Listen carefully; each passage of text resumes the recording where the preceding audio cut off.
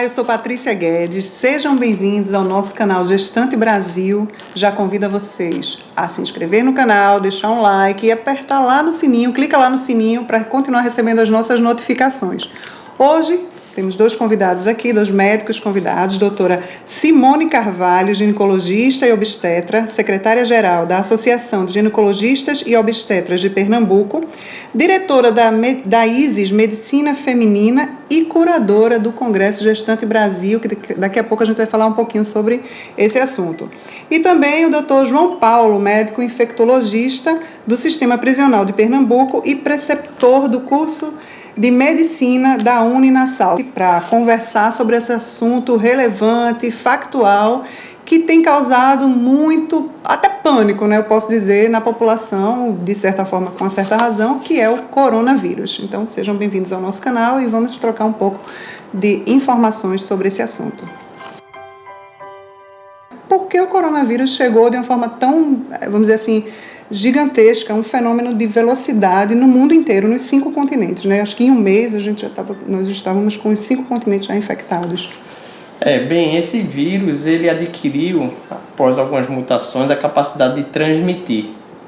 E uma capacidade de transmitir assim bem Veloz, importante, veloz. Só não chega a ganhar, por exemplo, a doenças como sarampo, mas é uma capacidade de transmissão que está entre o top, as doenças tops, está entendendo? E aí, diante desse contexto, ela começou logo num país onde o aglomerado é uma realidade. Foi logo na China, na cidade de Wuhan, na província me esqueci de dizer assim, a província que é um pouco mais complicada a pronúncia, né, Wuhan. E aí começou a se espalhar pelo mundo. Com essa capacidade de transmissão que ela tem bem veloz, né, encontrou o aglomerado da China. A China hoje é um dos centros comerciais do mundo. Todo mundo vai para lá para negociar e sai de lá também para negociar. Então, verdade. Se viu o cenário feito, né? Verdade. Doutora Simone, canal da Gestante Brasil, a gente não vai deixar de falar, lógico, porque foi uma enxurrada de perguntas. Eu acho que a gente já poderia começar sobre esse assunto, sobre a grávida, a mãe do bebê, aquela mãe que está perto de parir. Como é que está hoje a informação nesse cenário da gestante? Tudo é muito novo, né? A velocidade da informação é tão grande quanto é da transmissão do vírus, né? As evidências que existem até hoje basicamente não informam a gestante como um grupo de risco, apesar de ser, a gente sabe, de ser um grupo vulnerável, vamos dizer assim, diante do perfil imunológico de uma gestante. Mas as evidências não mostram ainda nenhuma transmissão vertical, vamos dizer assim, de gestante para o feto e na amamentação. Na verdade, o que se questiona é se o contato de uma gestante, de uma puérpera no caso, que está infectada, possa contaminar o seu recém-nascido. Mas isso ainda é muito novo, ainda tem muita coisa a ser descoberta. Até então, verticalmente não. Seria mais pelo aquele contato da própria secreção da mãe. Isso, o contato da mão, que são os mesmos cuidados como se não tivesse gestante, né? Os cuidados continuam sendo também para gestantes ou puérperas, que os principais cuidados são de uma população geral. Uma coisa que preocupa também é porque muitas pessoas têm esse cuidado com a mão, mas às vezes não têm cuidado com os objetos. Por exemplo, o celular, a bolsa do bebê, a bolsa da mamãe que leva para a maternidade. E atenção válida também para os prestadores de serviços domésticos, como as empregadas domésticas, os entregadores de água, de gás, de comida, zelador do prédio e também os professores particulares. Se possível, paralisar, dar uma paradinha em tudo e os indispensáveis também manter os mesmos processos de higienização. Exatamente, né? Esses cuidados de limpeza, de precaução, em tudo que está ao seu alcance. Eu digo que o celular hoje é parte do corpo humano da gente, né? Com certeza. Então, o celular acho que é um dos instrumentos, uma das ferramentas que a gente utiliza com muita frequência hoje em dia e que deve ser higienizado de forma correta. E agora, doutor Paulo, explica para a gente, basicamente, o coronavírus em Pernambuco. Vamos falar assim hoje do sistema de Pernambuco, como é que está sendo esse controle, né? essa análise de proliferação do vírus. Tudo bem, eu estou falando agora, pode ser que amanhã já mude. Ou daqui a pouco, né? Daqui a pouco mude a situação. Então, vamos olhar para o lado de agora. Isso. No momento, a gente tem transmissão local. O que é transmissão local? Um caso chegou aqui em Pernambuco e ele já atingiu até 4 gerações de infecção, de transmissão. 4 gerações, como assim? Tem o primeiro caso, passou para outro, passou para outro, passou para outro. 4 vezes. Isso é as 4 gerações que se define. A partir do momento que a gente começar a ter disseminação da doença e não saber nem de onde veio, aí a gente tem a famosa transmissão comunitária. Aí a gente perdeu todo o controle de onde está vindo, de onde está indo, e aí que fica mais complicado. Aqui em Pernambuco a gente tem transmissão local, os casos ainda não passaram dos 2 dígitos, ainda continua por volta de 18, 20 casos por aí, nada que vá para 100, 200 ou algo do tipo. Até o momento, né? Até o momento. Outra coisa, os sintomas. Eu sei que muita gente está falando dos sintomas, mas vamos ser bem na prática, né? Até para não criar uma debandada para os hospitais por uma tosse e um espirro. Isso, exatamente. O coronavírus, vamos tentar sempre comparar com 2 outras doenças bem famosinhas. O resfriado comum e a influenza, que a gente já tem bem presente aqui na nossa realidade. O coronavírus, ele tem como a febre um carro-chefe em comparação aos outros. Fora isso, ele também tem tosse, ok, mas ele tende a ser mais seco, ele tem menos coriza, ele tem menos secreção, diferente das outras. A gente sabe muito bem que o resfriado, por exemplo, tem muita coriza. Dá aquele quadro, Isso. Né? Já a influenza, ela tem mais tosse, mais dor de garganta, mas o coronavírus, ele é mais seco. Ele pode até dar uns sintomas assim gastrointestinais, um pouquinho de diarreia, mas sempre menos que a influenza. E para as grávidas vale a mesma recomendação de não estar correndo logo para os hospitais. Isso. Né? A recomendação é a mesma para a população geral. Os sintomas leves, que não caracterizam a falta de ar, a princípio, elas devem ser recomendadas a ficar em casa. E os sintomas que caracterizam a falta de ar, né? A febre, que é o principal sintoma, como ele falou, aí talvez seja interessante procurar emergência. Porque procurar emergência por sintomas menores pode expor a ela a contrair justamente o que a gente não quer. É verdade. E cabe lembrar que cada município tem o seu centro de vigilância epidemiológica. Você pode entrar em contato com ele e, se for indicação do município, ele vai colher a amostra no seu domicílio. É verdade. E como é o tratamento do coronavírus hoje? Observamos. Diferente da influenza, que a gente tem um antiviral, o coronavírus ainda não tem uma medicação específica. Então, tudo que a gente pode fazer são tratamentos de suporte. Controlar os sintomas como febre, beber bastante líquido, porque tem a importância que as secreções elas são fluidificadas e fica mais fácil de eliminar. E não esquecer também a instilação de solução fisiológica na cavidade nasal. Isso é muito importante. No você caso, não vai. Soro. Isso, soro, né? também tem uma soluçãozinha mais concentrada, tá bom? Que o soro, mas assim, o soro, que é o mais famoso, é mais fácil de encontrar, é bem importante. Só para vocês terem ideia, já é comprovado que o soro ele reduz o tempo de um resfriado. Então, o coronavírus ele vem ajudar muito para mobilizar essas secreções. Sim. E quanto mais secreção eu consigo botar para fora, menos a chance dela ir para o meu pulmão, e aí dá todas aquelas complicações que o pulmão pode dar. Falta de ar, insuficiência respiratória, hospitalização e assim vai. Entendi. E a ingestão de água também, porque ele já vai para o estômago, então o estômago, de certa forma, já já dá uma proteção. E também a hidratação adequada faz com que as secreções fiquem mais fluidas, mais fácil de eliminar. Certo, então. Outro aspecto também que eu observo bastante, as escolas agora suspenderam as aulas, né? Escola, departamentos, algumas áreas suspenderam as aulas. Mas também não adianta os alunos ficarem em casa, mas continuarem com as mesmas rotinas, né? As mães estão com seus filhos pequenos em casa, mas continuam com a rotina de ir no shopping com ele, ir para o cinema, as igrejas também. Então, tudo isso são fontes de... Isso. Não mudou a recomendação postura, hoje, né? É tentar fazer um certo isolamento social, né? Para evitar a propagação e não se transformar na fase que a gente tanto teme, que é a fase comunitária, né, da transmissão, né? Exato. A questão do uso das máscaras. O uso das máscaras é válido para todo mundo ou realmente só para quem já está com sintoma, vamos dizer assim, mesmo sendo sintoma de gripe? Só em 2 situações. Uma em quem está doente, porque é bom, porque impede a disseminação da doença, ou para o profissional de saúde que está fazendo o atendimento, ou aquele que está fazendo o transporte do paciente. Bem, só nessas condições específicas. devido à alta procura das máscaras, as máscaras estão em falta escassas no no mercado. E para piorar, as pessoas estão usando sem utilidade, sem necessidade. Está usando para andar na rua. Não vai lhe proteger de pegar a infecção se você está usando o tempo todo para andar na rua. Ela perde a validade depois de algumas horas. É verdade, até por conta da umidade, né? Isso. Exato. Eu também tenho acompanhado nas redes sociais, principalmente, soluções milagrosas, né? Quais são as soluções reais? A vitamina C com zinco, eu vejo pessoas fazendo soluções de limão, laranja. O que realmente a gente pode aconselhar?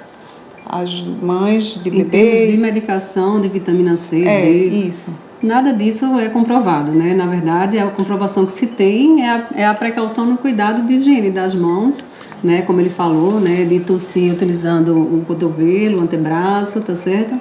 Um álcool em gel, né? Mas o principal é lavar as mãos. Eu acho que a maior fonte de contaminação e de transmissão está aqui, nas mãos da gente, e que é uma coisa extremamente simples de fazer, só que de forma correta, porque muitas pessoas não sabem lavar a mão corretamente.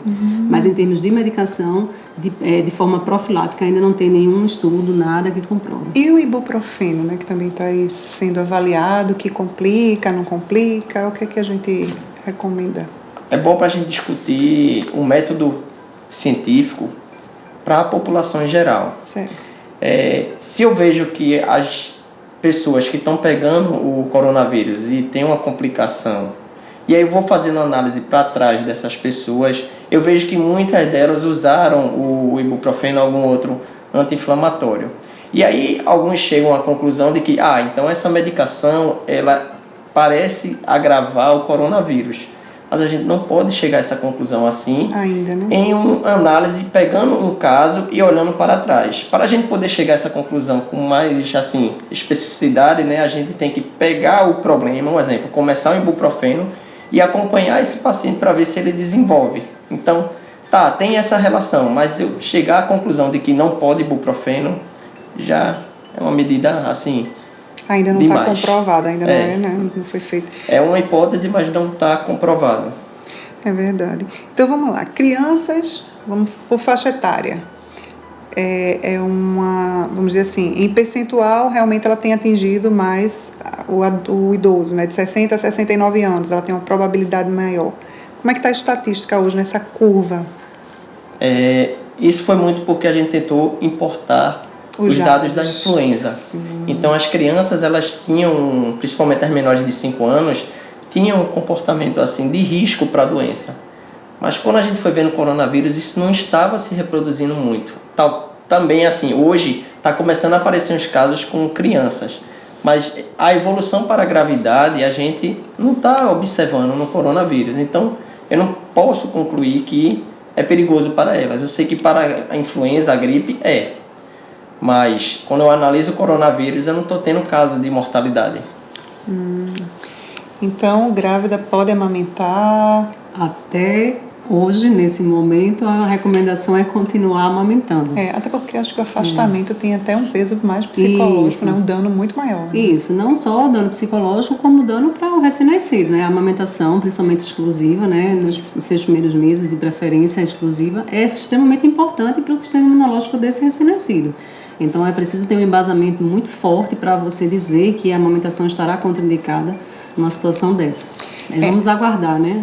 Um recado, assim, bem importante para os pais, né? Vamos dizer assim, os casais, né? A mãe está em casa, ela está se preservando, está com o filho pequeno, aí o pai chega do trabalho, né? Eu sei que a gente vem batendo muito nessa tecla, né? Da rotina da higienização das mãos. Mas, assim, todo esse comportamento, vamos dizer assim, de mudança de hábito, né? O que sugere assim com relação ao trabalho em casa, tentar entrar em um acordo com a empresa? Claro, se a sua empresa dá essa opção de fazer um home office, né, seria o ideal, né? Porque quanto mais medidas a gente adotar para esse isolamento social neste momento, eu acho que vai ser importante. Mas às vezes não dá, né? E assim, não há uma recomendação de você não vai poder trabalhar de jeito nenhum. Claro que nos grupos de risco está havendo uma orientação, não é, João, de acima de 60 anos não ir ao trabalho, mas uma população abaixo disso não existe essa recomendação restrita. Cada caso vai ser analisado, se a empresa tem essa disponibilidade de fazer um home office, sim, mas em algumas empresas isso não é possível. Eu vi na sua página a questão do uso da máscara com pessoas com barba. Com barba, Achei bem... exatamente. Eu nunca tinha ouvido isso, assim, ela realmente... É bem lógico, na verdade. Se você pensar, a barba ela é algo irregular, né? Assim, ela não é lisa feito a pele. Então, como é que a máscara vai fazer a vedação se está irregular? É verdade. A superfície que cobre. Então, infelizmente, assim, a barba, ela então, não faz a vedação da máscara. Vão ter que dar uma mudada no visual. Vamos fazer esse sacrifício nesse momento. Nisso, eu vi, achei bem interessante. Fica assim, poxa, a barba da pessoa, tá ouvindo, não é, Emerson aí? Os hipsters vão ter que dar uma mudada no visual. Exatamente. É verdade. Então, vou realmente solicitar os dois, a ambos, né? Uma recomendação final, doutora Simone, nossas gravidinhas, nossas mães que acompanham, né, a Gestante Brasil e todas as outras plataformas que estão alocadas, né, a Gestante Brasil, quais são as recomendações assim mais fortes? Microfone aberto. A principal recomendação hoje é evitar locais públicos onde há aglomeração, tá certo? Tentar sair para o que é realmente estritamente necessário, né? Se tiver que trabalhar, tentar estar num ambiente mais arejado, a precaução da lavagem das mãos, tá certo? A qualquer sintoma que venha apresentar, informar o seu médico do pré-natal que está acontecendo. Isso. E diante de um sintoma mais grave, aí sim procurar uma emergência. Ótimo. Obrigada pela presença. Obrigada também. Vai vir mais vezes para conversar aqui conosco. Doutora Simone é curadora da Gestante Brasil, de toda a grade de programação. Eram não, porque nós adiamos. São 16 módulos, né? Cada módulo com a média de 3 médicos. E a gente tem uma programação bem rica aí que em breve voltaremos a anunciar nas nossas páginas e redes sociais. Doutor João Paulo, recomendações finais para a população em geral. Tem a questão da população carcerária, né, também. Então, acho que as mães, em geral, que estão visitando os seus pacientes, né? Vamos falar um pouquinho também rapidamente disso. Ótimo. Já falou tudo, né, doutora Simone, mas vamos lá, vamos tentar acrescentar mais algumas coisas. Primeiro, a população carcerária, né? A gente sabe muito bem que tem as visitas, né? Os visitantes. E esses visitantes podem ser mulheres e estarem gestantes, assim como a gente tem as próprias gestantes dentro das unidades, nos presídios femininos. Então, minha recomendação eu sei que é legal visitar mãe, esposa, visitar também outros parentes, mas vamos reduzir o número de pessoas que estão visitando esse privado de liberdade. Junto a isso também, é bom a gente evitar que alguns parentes que estejam com sintomas gripais estejam visitando as unidades. Porque lá, infelizmente, é um aglomerado. E é um aglomerado fixo 24 horas ao dia, que não podemos controlar. Se um coronavírus entra ali dentro, a gente vai perder um pouco do controle da situação. Então, os privados de liberdade, por favor, eu peço muito isso. Para a população em geral, a doutora Simone já falou tudo, tá bom? Só reforço que vamos deixar de pânico. Isso tem prazo para acabar. Então, nada na vida que a gente está tomando decisão aqui é para sempre, mas é bom para, como a gente sabe que vai ter um prazo para acabar, que todo mundo colabore. Isso tudo é transitório. E se todo mundo colaborar, é que fica mais transitório ainda. É verdade. Obrigada também pela participação conosco. Também. Achei interessante essa questão de vai ter prazo para acabar, né? Esperamos, torcemos por isso. Vivemos em sociedade, então a gente tem que pensar no próximo também. Então, se você está adoentado, fica em casa, fica mais quietinho. Eu acredito também que uma medida muito importante de consciência é evitar fazer estoque de comida em casa, né? Porque isso gera busca de alimento, pode haver também uma redução de alimentos, subir preço, para quem não tem condições de comprar alimento suficiente, vai faltar, né? Enfim. Então, ter essa consciência coletiva de sociedade. E fica aqui a nossa dica, agradecendo aos médicos mais uma vez. Acompanhe o nosso canal, nós estaremos sempre notificando vocês. Clica lá no sininho, se inscreve, dá o like. Acompanhe a doutora Simone também na Isis Medicina Feminina, vai lá, @Isis Medicina Feminina. E doutor João, tá aqui minha colinha, @Infectovita. Isso. É bem legal. Ambos têm páginas nas redes sociais, acompanhem também e fiquem por dentro sobre esse assunto. Não baixa a guarda, mas vamos manter a calma. Obrigada. Gestante Brasil fica por aqui e até a próxima.